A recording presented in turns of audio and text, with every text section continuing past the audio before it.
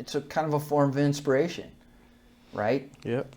If nobody's nipping at your heels, you're not What improving? you're not improving, and you're like, nobody's challenging me. It's cool. Yeah. I don't have to work. Is that yeah? You know, I'm good. I'm just gonna cruise through this. But if somebody's right on your ass, Yeah. Now you have to work on. you gotta work.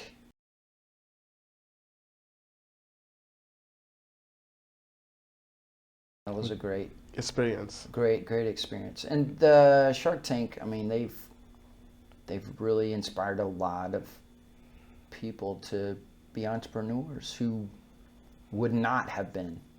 You know what I mean? If you didn't see that. If they hadn't, seen those shows and things. But and to just kind of tie this back to calisthenics and things like that, I think again, people seeing people doing a planche or just a dip, then they go, I can't do that, but I'd like to. And then they start working towards that. Oh, who can help me do this? What do I need to do this? All right. So if I want to do a planche, I need to have some sort of parallel bars. I mean, you can do them on the floor, but that's really, really difficult. It doesn't get you up. So you don't have as much flexibility in terms of like your range of motion of things that you can do. But just seeing those things and being inspired, I think we all are looking for inspiration in some capacity. So even if you're the champ of whatever it is that you're doing, they still want to be inspired. They're being inspired by somebody else. And maybe it's the guy that's right on their heels, the guy that's chasing them, and they're inspiring them because they don't want that person to catch them. You know? Yeah. That can drive you. It's a kind of a form of inspiration, right? Yep. If nobody's nipping at your heels, you're not. What improving? You're not improving, and you're like, nobody's challenging me. It's cool. Yeah. I don't have to work. Is that yeah? You know, I'm good. I'm just gonna cruise through this. But if somebody's right on your ass, yeah, now you have to work on. You gotta work. You know. Yeah. So I saw in your Instagram you have some people touching your bar and a movie set, Jackie Chan. How did this thing happen? Well, again, I worked in the entertainment business, so again, the idea was creating something that I could take to the set with me. So you have 12, 14-hour days, you come home, you don't feel like working out. Okay. So that was the whole idea. So that's what I did. So instead of doing push-ups on the floor or a pair of, chairs or whatever, I had the rack. So I had it on set, and that's how. And people and actors or whatever was there really enjoy it, try to do some workout on it? Yeah, how can you not? I mean, there's other, there's been a lot of other sets, and there's things that I don't even know of, right? That people, because not everybody, we're a part of social media, okay? Yes. And it's a big deal, right? But not everybody posts their workouts. No. Okay? And so there's other people out there that are, doing stuff on the rack, running the trails, who are not, they're not hashtagging, they're not, and that's fine. That's fine. Hey, look, as long as you're being healthy and you're doing those things, it's all good. You don't have to. If you do, it's awesome. Every time I get a tag and somebody tags me, I'm inspired by it. Every single time. It doesn't matter who it is. I'm inspired by it. I'm touched by it. Because like in the big universe, what you're doing, like you want to feel like you matter. Exactly. Yeah. You know what I mean? Like you're not just taking up space in the universe. Like some way you have a positive influence in what's going on. And that drives me, every single one of those. Everyone inspires me. Nice. And I'm grateful that I'm able to do that I've stuck with it. I've been doing this for 20 years. It's 20 something I'm years. passionate about. And I'm 51 years old, and I attribute a lot of it to the rack. You know, yes, I did Ironmans and stuff, but as far as the strength stuff, it's primarily been just hanging and banging on the rack, you know? Nice. It doesn't have to be for everybody, but it's a great overall tool to incorporate into your workouts. Yeah. You don't have a gym, the rack's open 24/7. Everybody's tried to be in Hollywood and they never managed to do. Yeah. It's really hard. Right. Quickly, like short. Well, Don't need all the details. I mean, look, it's a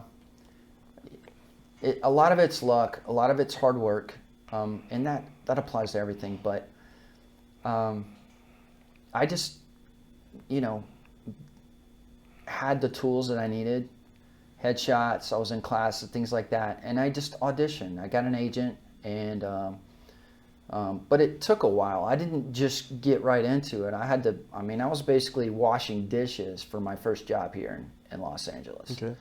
Just down the street here. It was a place, at the Sizzler. Right, you go straight down Washington. There used to be a Sizzler right there on the corner of Washington and Lincoln. Okay. And that was my first job. I ran out of money. Like, I had hardly any money. I sold a little bit that I had, moved here. So from Atlanta, you came here, and that was your first job over there? That was my first job. Okay. So I worked here, real quick, short story. Yeah. My first job, I'm washing dishes. So I come in, I'm running out of money. This guy comes out, and now it's Keystone Beer is the name of the place. So if you happen to go by there, you'll it's a brewery now right there. Okay. Ran out of money. The guy comes out, this guy Wolfgang, hey, can I help you? I'm like, yeah, I need a job like now because I'm tapped out, and I didn't want to go back home. To me, that was being defeated, right? And I just wasn't having that. And I was willing to do anything, washing dishes, whatever. It put money. I was able to, I was eating like grits and bagels and like just scrubbing, to get by. But he ended up hiring me. And so I worked there for a little while, and he's like, hey, I'm moving you to the salad bar. So he moved me to the salad bar. In the meantime, I'm still auditioning just to tie that back into that. Okay. So I hadn't quit. I'm still pursuing that. I had gotten an agent. I got a small little thing on Days of Our Lives, which is like it's like a sitcom. I don't know if you're familiar with it, but nothing big, just like under 5 lines. And so I'm on Days of Our Lives this one day. I get a call from my agent, and I'm still working at the Sizzler.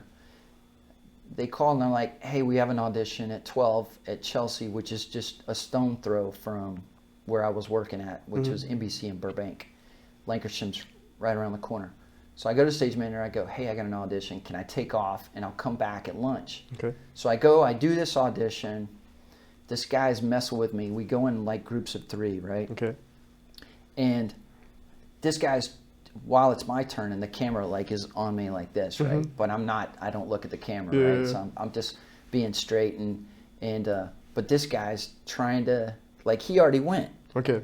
But he's standing there trying to talk during my audition. And I knew the camera was like on me. So inside I'm like, oh man, dude, not cool. Not cool. But I'm being cool. Yeah. And so I do my thing. I go back. I'm driving back and I'm steaming. I'm just steaming. Because that was a bad this guy, right? But I stayed cool. And I ended up getting a call back. What? Right? So I go to the callback. Now the producers are there, and so they're like, all right, hey, you're serving Laurel and Hardy, and like you're a waiter, and and so forth. And so I do it. I do it a couple times. They all seem like everything was running smoothly. I'm by myself at this point. I don't have anybody, other dude that's kind of messing me up, right? So they stop and they go, you did that pretty good. Are you a waiter? And I go, I'm actually, and at this point, now I moved over. I think it was a cashier Mm-hmm. still working at the Sizzler, right? And I said, I work at the Sizzler. So all the producers look at each other, Mm-hmm. and they go, seriously? And I go, yeah, I work at the Sizzler in Marina Del Rey on Washington. Well, what do you think the commercial's for? No. Sizzling. Sizzling. So I booked the job. No.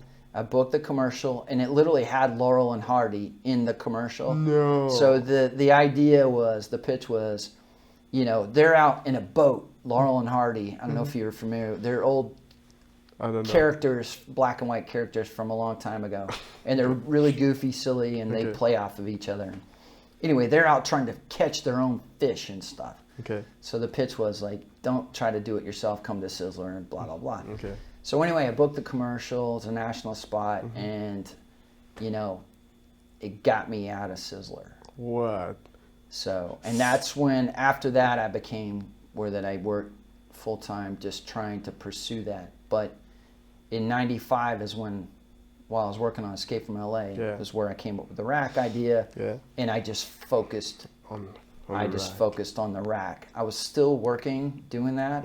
I did the Arsenio Hall show, which was a sitcom. Okay. I had a small part on there as Arsenio's actual camera guy. I was a camera guy. Oh yeah. Yeah, I'll send you the clip. I actually Okay. still have the clip. That would be nice. Yeah, so I'm carrying a camera, like a big camera though, Yeah. right? And Arsenio follows me in the door, and we just filmed some bit. You know, it was a part because he's like a camera and like he's a character or a news guy Okay. on the show with Okay. Biblical Font. Okay. So, but anyway, I started to continue to focus On the rack? on the rack, and slowly I was Slowly. just doubling for other actors while I was working on continually improving the rack, and then I pretty much put the acting stuff to the side and just, you know, the rack just became, you know, a big part of my life and what drives me every day. So, but yeah, man, that's how that all went down. So I went from washing dishes to sitting here talking to you about the rack and the calisthenics community.